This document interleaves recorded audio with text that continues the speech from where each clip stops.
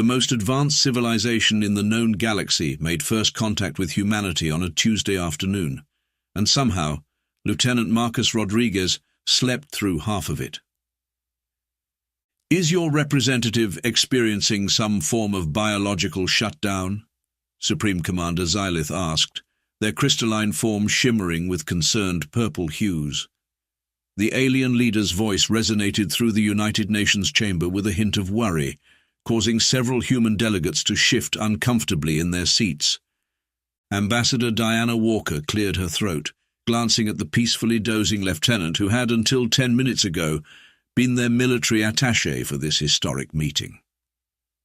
"Ah, no, Supreme Commander. He's just taking a power nap." The entire alien delegation, all 15 members of the crystalline consortium, flickered through various shades of confused blues and greens. Their translucent bodies caught the afternoon sunlight streaming through the UN's massive windows, creating a spectacular light show that absolutely no one was paying attention to, because Lieutenant Rodriguez had just started snoring. "A power nap," repeated Dr. Prism, the alien's chief xenobiologist, carefully enunciating each syllable as if they might explode. "During first contact with an advanced spacefaring civilization?" Ambassador Walker nodded, trying to maintain her diplomatic composure, while Rodriguez let out another gentle snore.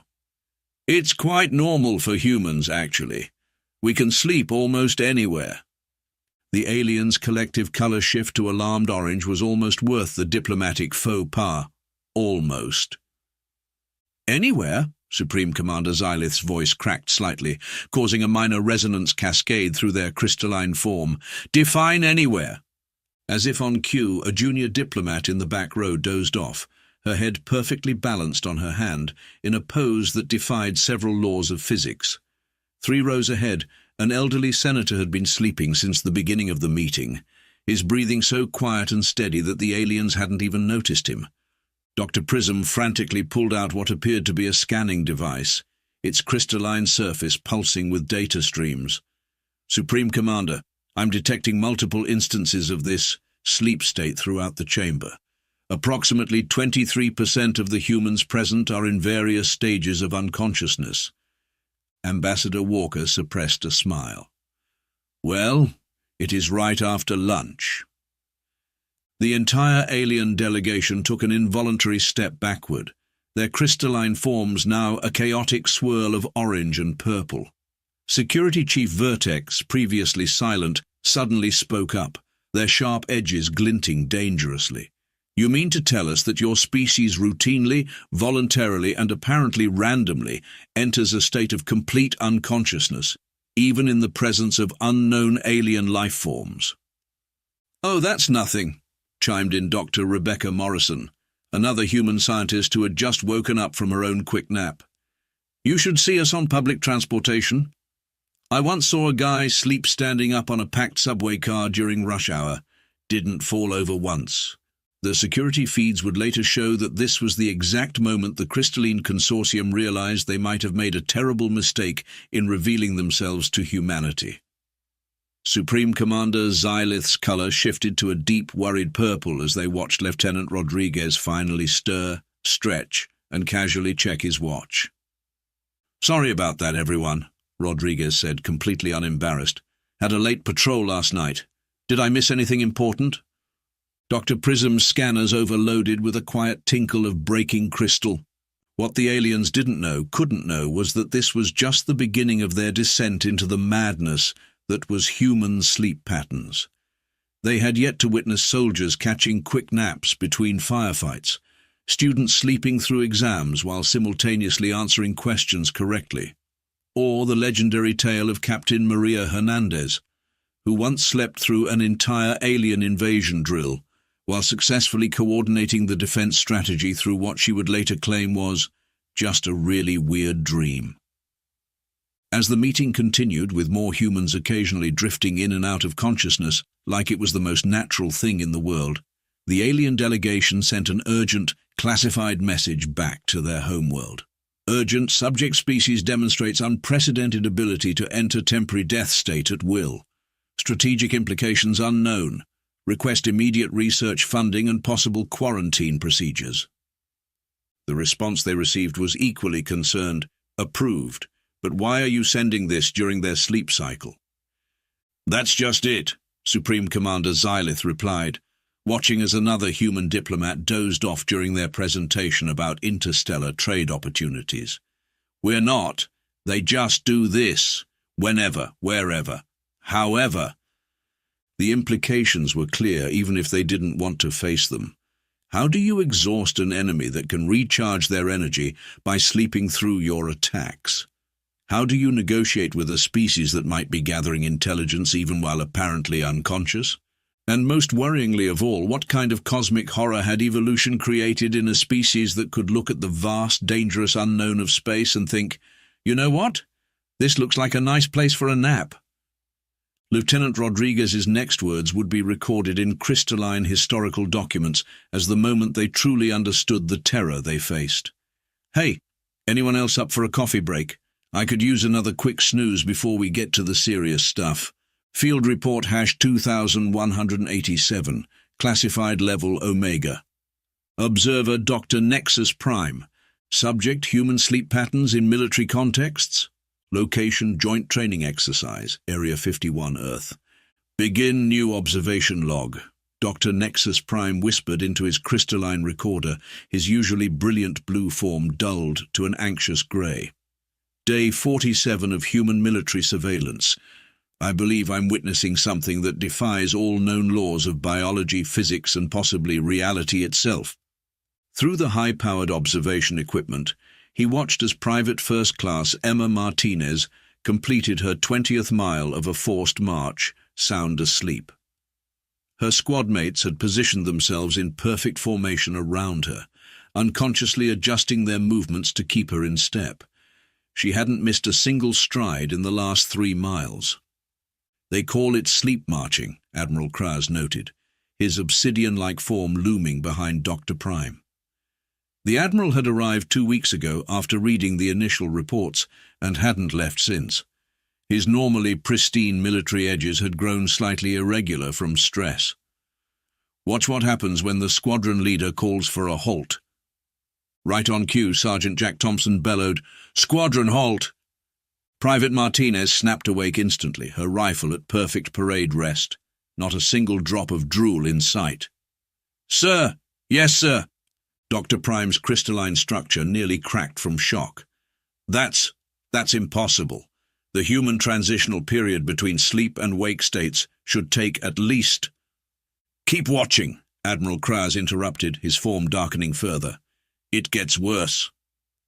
The training exercise shifted into its combat phase. Simulated explosions rocked the battlefield, while practice rounds lit up the evening sky. Through their advanced scanning equipment, the aliens watched in horror as human soldiers found increasingly improbable ways to catch what they called combat naps. "Subject Cooper James, Private First Class," Dr. Prime narrated, his voice trembling. "Currently sleeping while providing covering fire. Accuracy 92%. Brainwave patterns indicate stage 2 sleep. This shouldn't be possible." Admiral Kraz's personal log would later note that this was the moment he realized humanity wasn't just unusual, they were terrifying. "Dr. Prime," he said slowly, "pull up the footage from Bunker C7. The holographic display flickered to life, showing a group of human soldiers during their designated rest period. Despite having actual beds available, they had chosen to sleep in the most bizarre positions imaginable. One soldier was perfectly balanced on a single chair leg. Another had somehow wedged himself between the ceiling pipes. A third appeared to be sleeping while doing a handstand. "According to our psychological warfare experts," Admiral Kraz continued, his voice dropping to a whisper, "these positions are not just random, they're practicing, training themselves to sleep anywhere, in any position. It's like they're evolving in real time." The observation team's worst fears were confirmed during the night combat exercise. Lieutenant Jessica Blake, commander of the Human Special Forces Unit, demonstrated what they called micro-sleeping during a complex tactical operation. Her brainwaves showed she was technically asleep for 2.3-second intervals, while simultaneously coordinating a multi-team assault. "Admiral," Dr. Prime said, his crystalline form now a sickly yellow, "we need to discuss the implications of their rapid eye movement sleep patterns." Admiral Kraz turned sharply. "You've found something?" During REM sleep, human brains show activity patterns nearly identical to their waking state. But here's the truly disturbing part. Look at this data from their dream cycles. The holographic display filled with complex neural patterns that made Admiral Kraz's crystalline edges dull with dread. Are these readings accurate? "Triple verified," Dr. Prime confirmed. "When humans dream, they're not just processing information, they're training. Every night, they run countless combat simulations, strategic scenarios, and tactical exercises, all while being completely unreachable by any known form of psychological warfare." Their discussion was interrupted by a commotion from the observation feeds. A human soldier had fallen asleep during an active demolition exercise. Before the alien observers could react, the soldier, still sleeping, correctly cut the right wire sequence and defused the practice bomb. "How?" Admiral Kraz demanded, his form practically vibrating with frustrated confusion.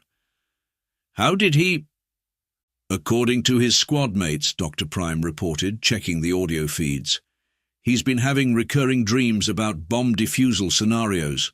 They're calling it, and I quote, muscle memory." Admiral Kraz's personal log entry that evening was uncharacteristically brief. "They've weaponized unconsciousness. May the first crystal have mercy on us all."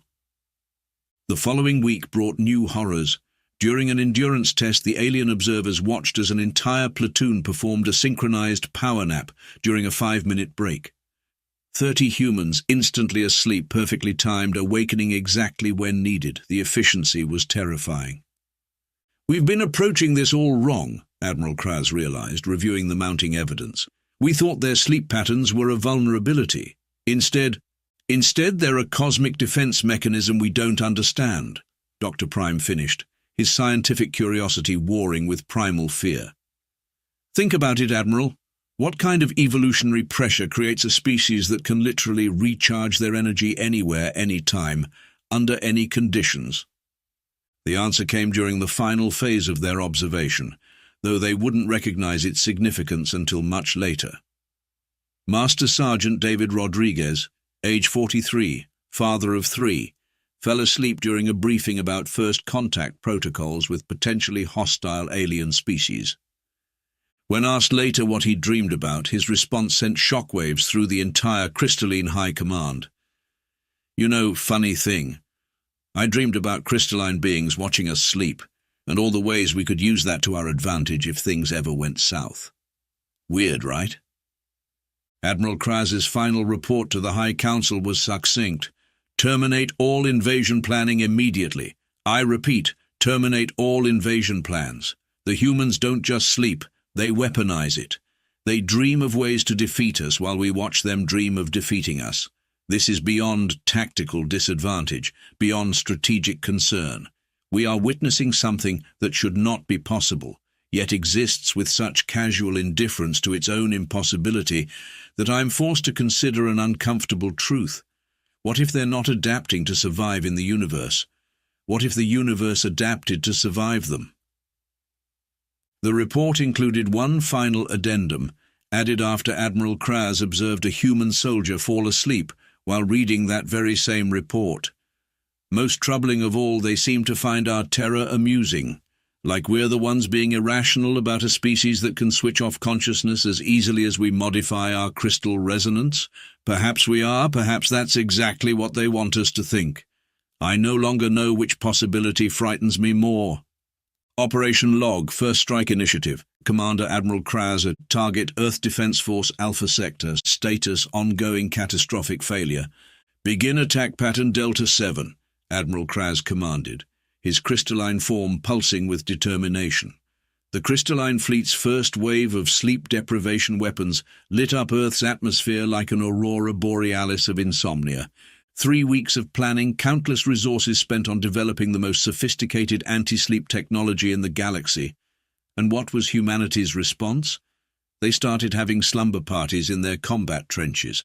"Sir," the tactical officer reported, their form flickering with confusion, "the humans in Sector 7 they're taking turns napping while fighting. They've developed some sort of rotational sleep schedule they're calling Battle Buddy System." Commander Lisa Torres of the Earth Defense Force had turned sleep warfare into an art form.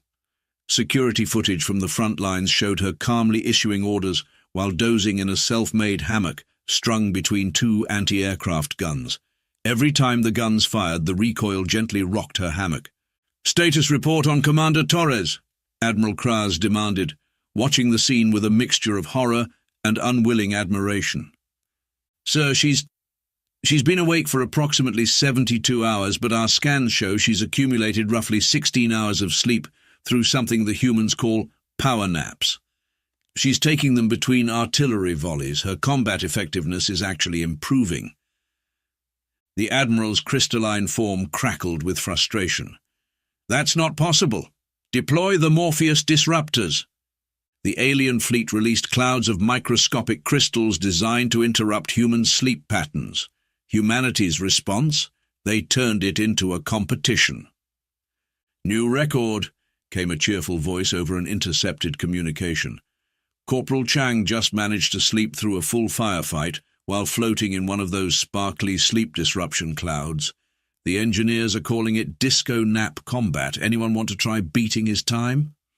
Admiral Kraz watched in disbelief as human soldiers started deliberately exposing themselves to the sleep disruption fields, treating it like some sort of extreme sport. "How are they doing this?" "Sir," his science officer interrupted, "you need to see this footage from Base Camp Echo." The video showed a human soldier, Private Riley Johnson, who had fallen asleep while manning a communications station. Nothing unusual there, except for one detail. He was still accurately relaying messages, his fingers unconsciously typing responses even as he softly snored. "According to our analysis," the science officer continued, their voice trembling, "he's actually dreaming about operating the communications system. And somehow, the dream actions are translating to real-world responses. They're literally fighting us in their sleep." Commander Torres chose that moment to demonstrate why she'd earned the nickname the Sand Woman. During a particularly heavy bombardment, she coordinated a counter-offensive while sleepwalking between command posts. The security footage showed her moving with perfect precision through a battlefield, eyes closed, calling out orders that consistently anticipated the crystalline force's movements. "How did she know where we'd strike next?" Admiral Kraz demanded. "Sir," a junior officer reported, "according to intercepted communications, she claims she saw it in a dream last week." The Admiral's form darkened to near black. "They're precognitively dreaming our attack strategies?" "Worse, sir. They're sharing these dreams during something they call barracks sleepovers. They've turned their sleep into a tactical neural network." The situation reached its absurd peak during the Battle of Sector 9. The alien forces deployed their ultimate weapon, the consciousness enforcement field, designed to make it physically impossible for any organic being to sleep within its radius. They watched in mounting disbelief as humanity treated it like a minor inconvenience. "If we can't sleep," Commander Torres announced to her troops, "we'll just have to get creative. Deploy the tactical recliners." "The tactical what?" Admiral Kraz whispered in horror. Earth's forces rolled out thousands of modified combat chairs, each equipped with what they called optimal napping ergonomics. Soldiers would rotate through them, achieving what they termed rest-adjacent states that somehow bypassed the consciousness enforcement field entirely. "Sir," the tactical officer reported, their crystalline form now a pale, worried lavender, "they've started calling it the Power Doze Protocol. They're not technically sleeping, but they're still getting rest, and some of them are reporting increased accuracy due to what they're calling sleep-deprived hyperfocus." Commander Torres appeared on the main view screen looking refreshed despite not having technically slept in days. "I must thank you, Admiral Kraz," she said with a serene smile. "Your sleep deprivation field has helped us pioneer entirely new forms of combat napping.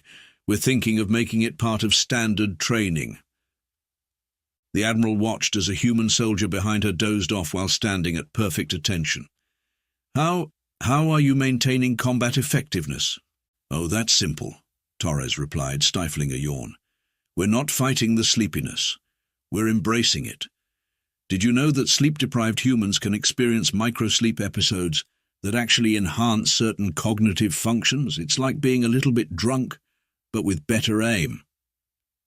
As if to demonstrate, a squad of Earth forces executed a perfect flanking maneuver while half asleep, moving with the kind of fluid grace that only comes from operating on pure muscle memory, and what the humans had started calling dream momentum.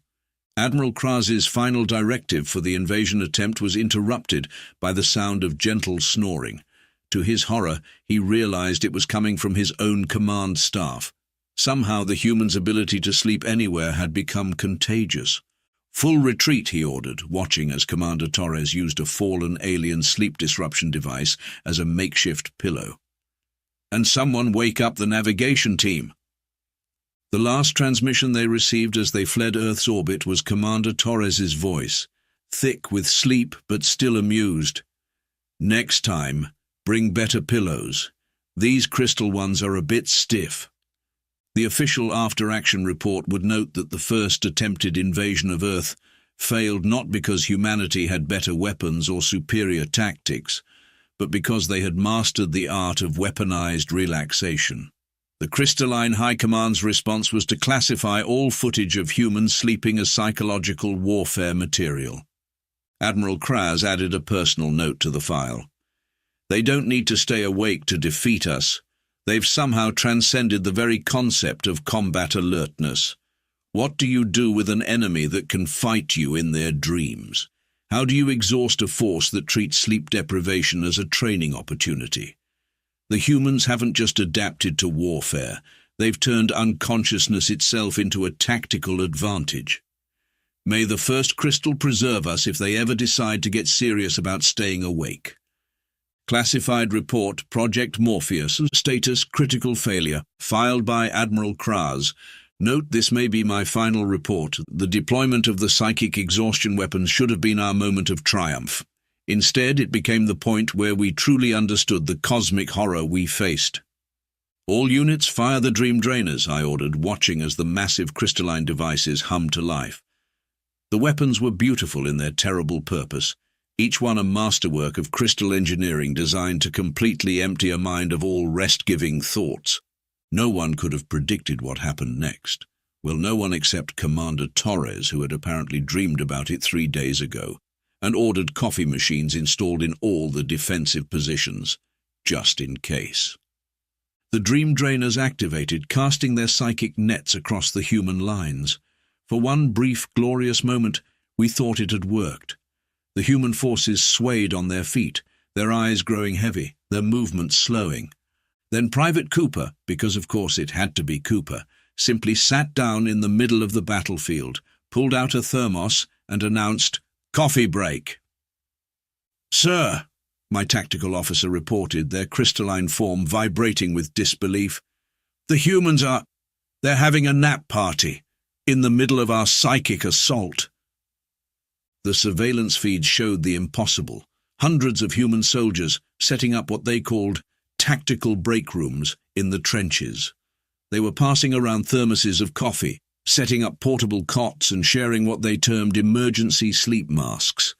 "Let me understand this," I said, my form darkening to an almost black crystal. "We're hitting them with weapons designed to completely drain their mental energy, and they're treating it like a scheduled break."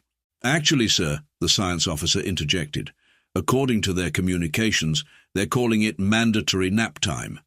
Commander Torres just issued a directive making it a punishable offense not to take advantage of, and I quote, this lovely alien-provided downtime." The surveillance feeds from Commander Torres's command post showed her calmly reviewing battle plans while reclined in what the humans called a gaming chair, a piece of furniture that seemed specifically designed to facilitate both work and sleep simultaneously. "Status report on the Dream Drainer's effectiveness," I demanded. "Sir, the weapons are Well, they're working perfectly. The humans are definitely getting mentally drained. But instead of becoming combat ineffective, they're just taking turns napping. And the ones who are sleeping are somehow still maintaining combat readiness through something they're calling dream combat protocols. The feeds showed Private Cooper sound asleep in a makeshift hammock, still accurately returning fire whenever crystalline forces approached his position.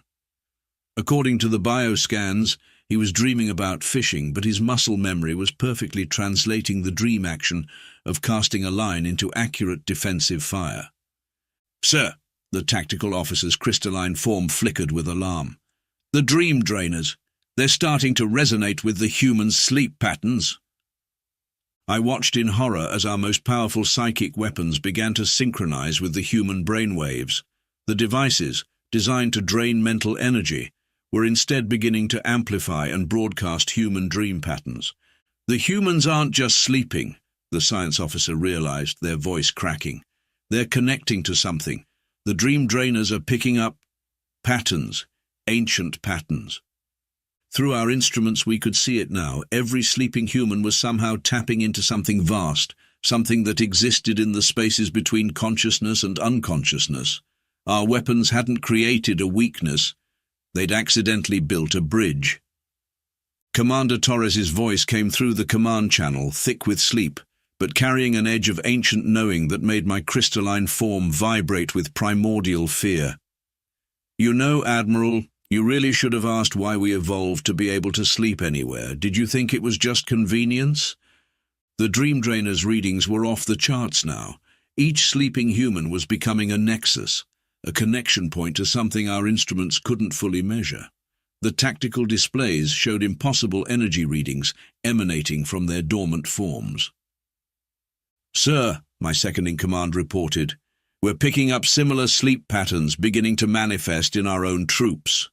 The human's rest state is somehow infectious." I watched as members of my own crew began to exhibit signs of drowsiness, their crystalline forms dulling in a way I'd never seen before. Some were already swaying in place, caught in what the humans called the nod. "Fascinating, isn't it?" Commander Torres's voice again, somehow both sleepy and terrifyingly alert. "We never really understood it ourselves until you gave us the tools to see it.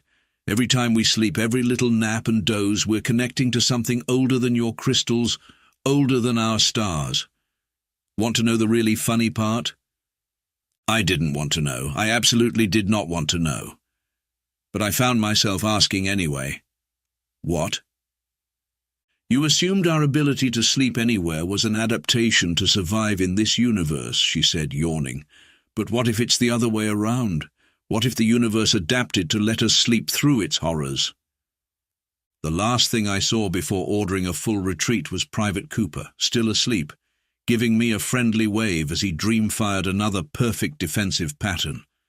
In his sleep-slack features, I saw an echo of something ancient and vast, something that had looked at the cosmic horrors of space and decided they'd make a nice white noise machine. The final readings from the Dream Drainers before we desperately shut them down suggested something that keeps me from achieving my own rest cycle. When humans sleep, they're not escaping from reality.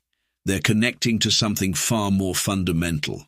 Every nap is a reminder that they're not trapped in here with the horrors of the universe. The horrors are trapped in here with them, and they find that knowledge so cosmically unremarkable that they can sleep peacefully through the revelation. Final report to the Crystalline High Council from Admiral Kraz. Subject: the true nature of human sleep. Classification Omega Black. Read once, then shatter. What I'm about to share will fundamentally change our understanding of the cosmos. After the catastrophic failure of our Dream Drainer weapons, our science team has made a discovery that I almost wish we hadn't. "Tell me again what you saw in the final readings," I demanded of Dr. Nexus Prime, my crystalline form barely maintaining cohesion from stress. The scientist's form flickered between shades of terrified white and fascinated purple as he pulled up the last data stream from our failed invasion. "It's not what we saw, Admiral, it's what we finally understood.